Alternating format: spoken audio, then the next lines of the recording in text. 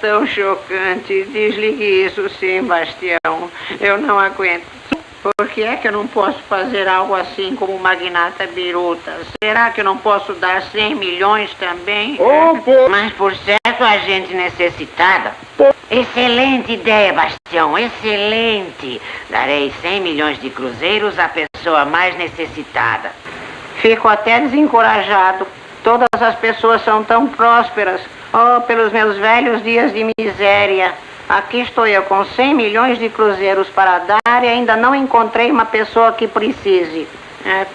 Ali está o homem. Pare o carro, Kiko.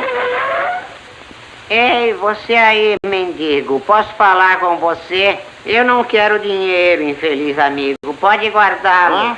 Uma rifa? Você está necessitado, não está? E quem é esse manda-chuva? Quer dizer que há outros? A rua? Pobres criaturas infelizes. Então já sei. Aqui está um cheque de 100 milhões de cruzeiros em nome de manda-chuva. Pronto, leve para ele. Que?